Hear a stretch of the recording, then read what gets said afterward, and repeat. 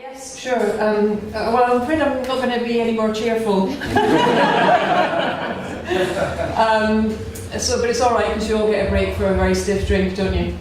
I think there's three things that I'd like to say about the pay gap as the sort of introductory comments. The first is, one of the biggest problems we have with the pay gap is that a lot of people don't really understand what it is. And the pay gap is frequently confused for pay discrimination.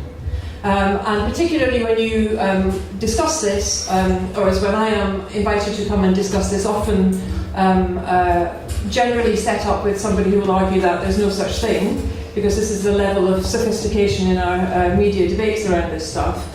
The line will be, well, of course there's no pay gap because the Equal Pay Act means that it's illegal. That is pay discrimination, and it is absolutely illegal. The pay gap is something completely different, and we have to be very clear what we're talking about. The pay gap is the difference in earnings between men and women. The second thing is that people don't understand how that comes about. There's many myths and there's a lot of misunderstandings about where this pay gap comes from. So first of all, once you've figured out, no, it's not pay discrimination, it's a gap. The second thing is, well, it's all choice. And we don't think about the environment in which those choices are made. There are many, many reasons for the pay gap, and they range in structural inequalities right across the lives of women and men. It starts in our education system, which still teaches boys and girls to think in careers of blue and pink. That creates an occupational segregation, which then funnels boys into jobs that we value more and pay more because they are done by boys. Ryanair's pay gap, a case in point.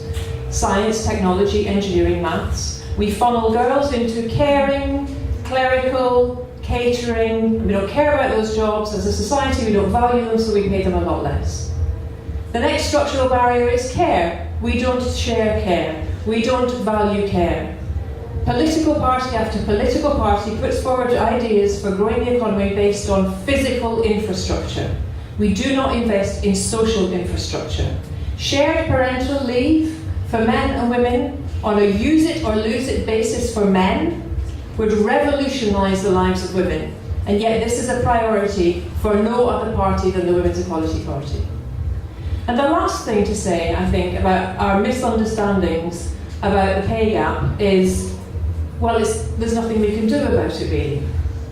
We have seen this massive piece of work done by all of these organisations that have been finally forced to show full transparency under an Equality Act that was introduced by the Labour Party many years ago, and this clause has only just been enacted, and still nothing is happening. We have got ourselves into this narrative that the pay gap is just something that happens.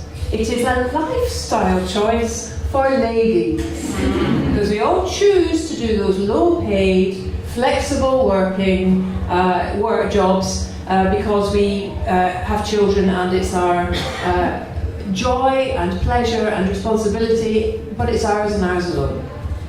So the other thing, finally, the last thing I'd say is that if we're going to finally break through the pay gap, we have to get over this idea that the barriers to equal pay are for individual women to break down alone. That the only thing, ladies, getting between you and equal pay and centuries of legislative, economic and societal oppression is simply to try a bit harder. And I'm hoping to discuss more tonight about the very many practical things that we can do to close the pay gap. Number one, at the top of the list, as far as I'm concerned, is political will.